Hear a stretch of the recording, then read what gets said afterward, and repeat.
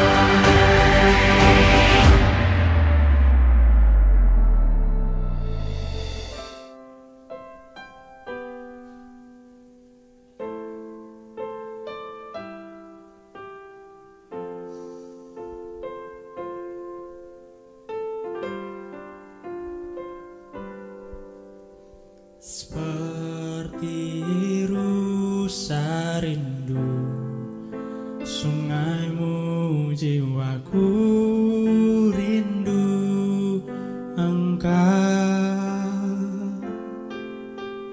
Kaulah Tuhan hasrat hatiku, ku rindu menyembahmu. Engkau kekuatan dan perisaiku, kepadamu rohku berserah.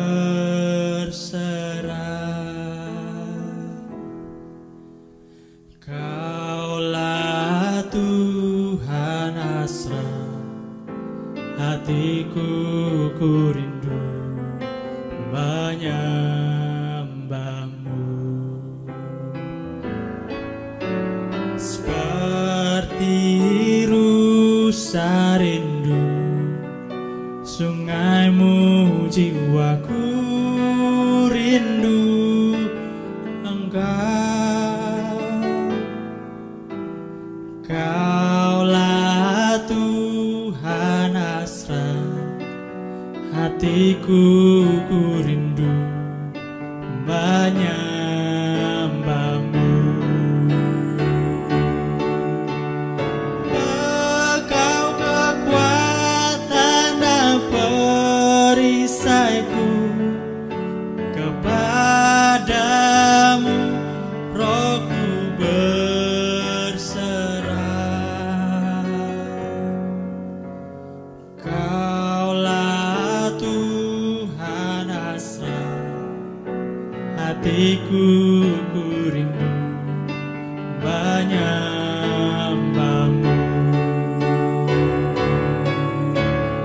Engkau kekuatan dan perisaiku, kepadamu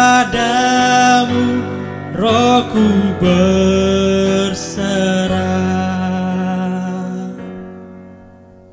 Kaulah Tuhan hasrat hatiku, ku rindu menyembahmu.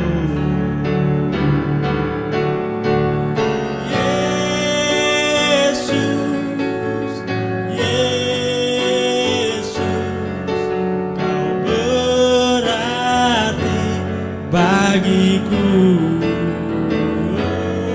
Oh Yesus,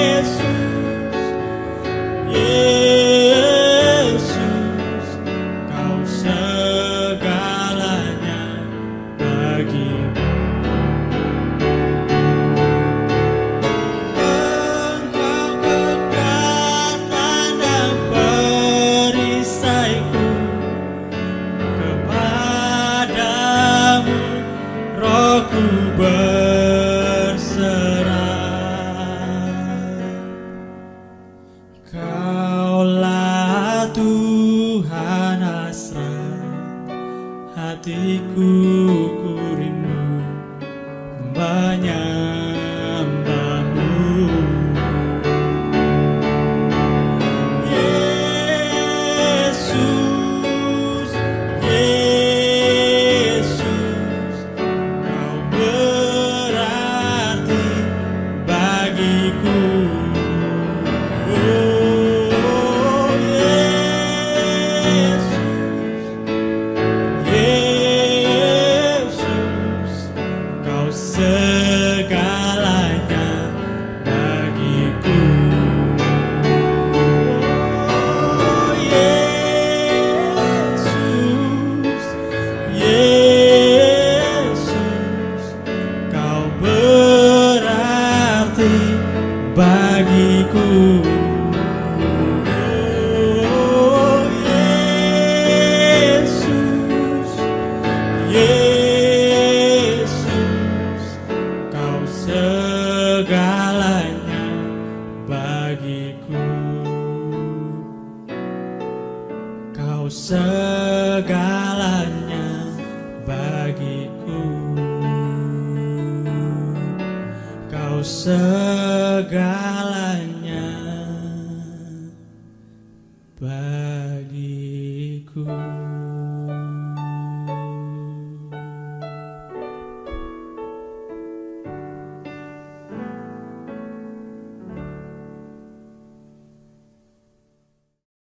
Uang, lagi-lagi uang.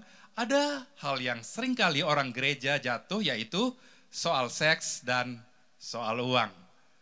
Kita mulai dari Matius pasal yang ke-6 ayat yang ke-24. Tidak seorang pun dapat mengabdi kepada dua tuan, karena jika demikian, ia akan membenci yang seorang dan mengasihi yang lain. Atau ia akan setia kepada yang seorang dan tidak mengindahkan yang lain. Kamu tidak dapat mengabdi kepada Allah dan kepada mamon. Mamon, harta benda, atau kepada uang. Menarik sekali bahwa opposite dari Tuhan yang disebut Tuhan dalam yang lain itu bukan iblis. Seringkali kita berpikir bahwa musuh kita si jahat iblis. Iblis sudah lama dikalahkan di atas kayu salib. Tetapi yang Yesus sebut Tuhan selain Allah Bapa di surga adalah uang, money. Dan itu yang seringkali menjadi batu sandungan buat banyak orang di gereja. Shalom Bapak Ibu Saudaraku kekasih dalam Tuhan. Senang sekali saya Putu Budi menjumpai Bapak Ibu sekalian dalam keadaan sehat luar biasa. Hari ini saya ingin berbagi tentang 7 hal yang harus diketahui tentang uang. Apa saja 7 hal tersebut? 1. Tidak ada korelasi antara punya uang banyak dan hidup bahagia. Uang sebenarnya menggemakan apa yang ada di hatimu. Orang yang aslinya nakal, punya banyak uang, dia akan tambah nakal. Matius 6 ayat 21 mengatakan, karena di mana hartamu berada, di situ juga hatimu berada. Jadi kondisi hati menentukan kemana uang pergi. Kalau engkau seorang yang murah hati, semakin banyak uang engkau akan semakin suka memberi. Tapi kalau engkau pelit, punya banyak uang, nggak ada yang keluar dari kantong saudara. Yang kedua, Anda akan kehilangan apa yang tidak bisa Anda kelola. Kalau Anda tidak bisa mengelola uang, Anda akan kehilangan uang. Tidak peduli seberapa besar uang yang saudara terima. Coba kita perhatikan di Matius 25 ayat yang ke-28. Sebab itu, ambillah talenta itu daripadanya dan berikanlah kepada orang yang mempunyai 10 talenta itu. Artinya kalau kita tidak bisa mengelola apa yang Tuhan berikan, akan diambil kembali. Saudara tidak bisa mengelola waktu saudara, saudara akan kehilangan waktu. Saudara tidak bisa mengelola energi saudara, saudara akan kehilangan energi. Nomor 3, berkat Tuhan tidak bercampur dengan kesedihan. Coba kita lihat di Amsal 10 ayat 22. Berkat Tuhanlah yang menjadikan kaya, susah payah, tidak menambahinya. Nah, yang keempat, ini yang menarik sekali. Yang keempat itu uang itu ada di mana-mana. Banyak orang mengeluh, gue gak punya duit nih.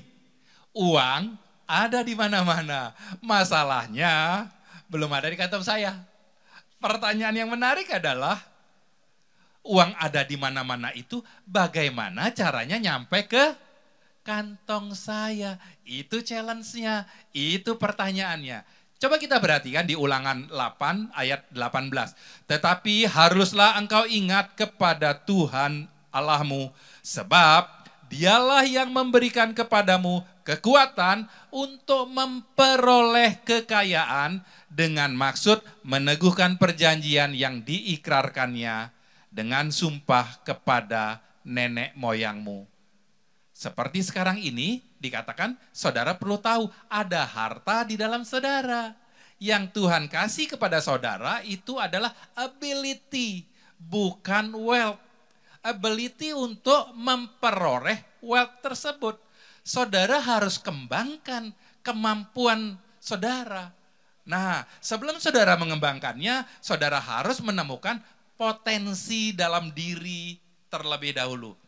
Tapi sayangnya banyak orang terjebak dalam rutinitas sehari-hari sehingga mereka tidak punya kesempatan merenungkan apa ya potensi yang Tuhan taruh di dalam hidup saya ini.